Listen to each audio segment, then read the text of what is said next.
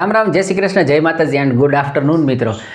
આવી રહ્યું છે શનિ રવિ અને શનિ રવિની અંદર એક સરસ મજાની જાહેરાત જે છે તમારા સુધી પહોંચાડી દો કે ઘણા બધા એવા સ્ટુડન્ટ છે કે જે માત્ર ને માત્ર ધોરણ 10 સુધી જ અભ્યાસ કરેલા છે. એવા સ્ટુડન્ટ જે છે એ નાની મોટી વેકન્સીઓ માટે ટ્રાય કરતા હોય છે, અથવા તો ઘણી બધી જોબ આવે ત્યારે એ લોકોને એક અફસોસ થતો હોય છે કે ભાઈ આપણી પાસે ધોરણ 10 જ પાસ છીએ તો આપણા માટે કોઈ લાયક એવી જોબ હોય કે જે સરસ મજાની હોય, સારી સેલેરી હોય અને એમ કહેવાય કે વ્હાઇટ કોલર લાગે એવી, તો એના માટે એક સરસ મજાના ન્યૂઝ જે છે આપણે આ વિડીયોની અંદર વાત કરવા જઈ રહ્યા છીએ. આરબીઆઈની અંદર એટલે કે બેન્કિંગ સેક્ટરની અંદર સરસ મજાની જોબ જે છે માત્ર ધોરણ 10 ઉપર આવી છે.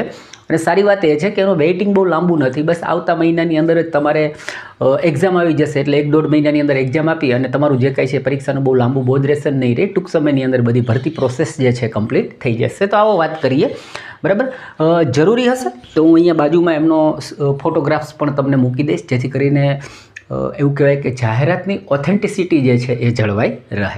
એના પહેલાં એક નાનકડી રિક્વેસ્ટ, કદાચ ચેનલ પર નવા હોય ને ઈચ્છા થાય તો લાઇક કરી દેજો, સબસ્ક્રાઈબ કરીને મને પણ મોટિવેટ કરી શકો છો. શું કહે છે તો કે આરબીઆઈની અંદર OA, હવે OA શું છે એની પણ વાત કરીએ. ની 572 જગ્યાઓ જે છે એ આવી છે અને જેના અંદર પગાર છે સારો એવો 46,000 જેટલી સેલેરી જે છે એ તમને આપવામાં આવશે.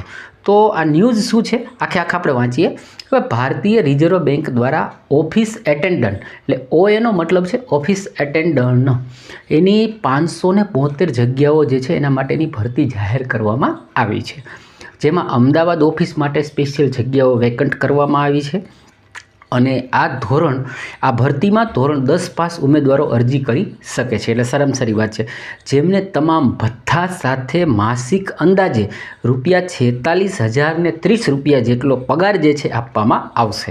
જોકે 1 જાન્યુઆરી 2026 સુધીમાં જેણે ગ્રેજ્યુએશન પૂરું કર્યું હશે એવા લોકો આમાં ફોર્મ ભરી શકશે નહીં. એટલે કે ભાઈ એ લોકો હાલ ગ્રેજ્યુએટ કર્યું હોય એવા લોકો નહીં ભરી શકે, બરાબર છે. કહેવાનો મતલબ એમ છે કે 10મું ધોરણ પાસ કરેલો થોડોક લાંબો સમય 5 વર્ષ જતા રહ્યા હોવા જોઈએ. પછી વાત કરીએ અરજી કરવા માટે ઉમેદવારની ઉંમર જે છે કે ઉંમરની વાત કરીએ તો 18 થી 25 વર્ષ. બેન્કિંગ સેક્ટર એવું છે એના અંદર એ નાની એજના લોકોને જ લેતા હોય છે. સાથે સાથે 5 વર્ષની જે કાંઈ અનામતો છૂટછાટ મળતી હોય છે એ લોકોને એના અંદર મળશે. એટલે વધીને 30 વર્ષ સુધીની તમારે આના અંદર એપ્લાય કરવાની રહેશે. વાત કરીએ પસંદગી પ્રક્રિયા કેવી રીતે રહેશે, તો કે ભાઈ પસંદગી પ્રક્રિયા જે છે એક લેખિત પરીક્ષા દ્વારા લેવામાં આવશે અને ત્યારબાદ તમે જો અમદાવાદ ઝોન પસંદ કર્યું છે, ગુજરાતમાં જોબ માટે વેકન્ટ થયા છો, તો તમારી પાસે સારું એવું ગુજરાતીનું નોલેજ છે કે નહીં એની એક ટેસ્ટ લેવામાં આવશે, જેને લખ્યું છે કે જે તે ભાષાનું એટલે કે ગુજરાતી સહિતની જે તે ભાષાની જાણકારી માટે લેંગ્વેજ પ્રોફિશિયન્સી ટેસ્ટ લેવામાં આવશે. ઓનલાઈન પરીક્ષા જે છે ફેબ્રુઆરીના અંતમાં લેવામાં આવશે. એ પણ સારી વાત છે કે ફેબ્રુઆરીના અંત સુધીમાં એક્ઝામ થઈ જાય એટલે તમારે બહુ લાંબુ ટેન્શન રાખવાનું રહેતું નથી. અને રસ ધરાવતા ઉમેદવારોએ 4 ફેબ્રુઆરી સુધીમાં આરબીઆઈની ઓફિશિયલ વેબસાઇટ, હું ઓફિશિયલ વેબસાઇટ જે છે અહીંયા તમને ડિસ્પ્લે ઉપર આપી દઈશ, બરાબર, સાઈડમાં આપી દઈશ, opportunity.rbi.org.in પર જઈને ઓનલાઈન ફોર્મ જે છે એ ભરવાનું રહેશે. જનરલ અને ઓબીસી કેટેગરી માટે અરજી ફી જે છે એ 450 જેટલી રાખવામાં આવી છે અને અધર માટે કોઈ ફીસ રાખવામાં આવી નથી, એવું આપણને ન્યૂઝની અંદર જાણવા મળેલું છે.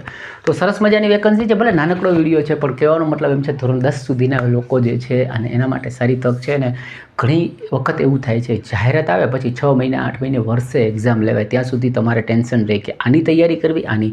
તો મારી દ્રષ્ટિએ સારી વસ્તુ છે કે તમને 1-2 મહિનાની અંદર એક જોબનું જે કંઈ છે એ ક્લિયર થઈ જાય, આમાં આપણે લાગવાના કે નહીં લાગવાના, એટલે બીજી કદાચ તૈયારી કરવી હોય તો તમે કન્ટિન્યુ કરી શકો છો. સાથે વાત કરીએ કે એની ડિટેલ્સ જે છે એક્ઝામ કેવી આવશે, શું પૂછાશે, કઈ રીતનું પેપર રહેશે, પેટર્ન શું છે, સમય શું છે, કયા ટોપિક આવશે, એ બધું મેં જે વેબસાઇટ કીધી છે એના ઉપર એની ડિટેલ્સ મૂકી દેવામાં આવી છે.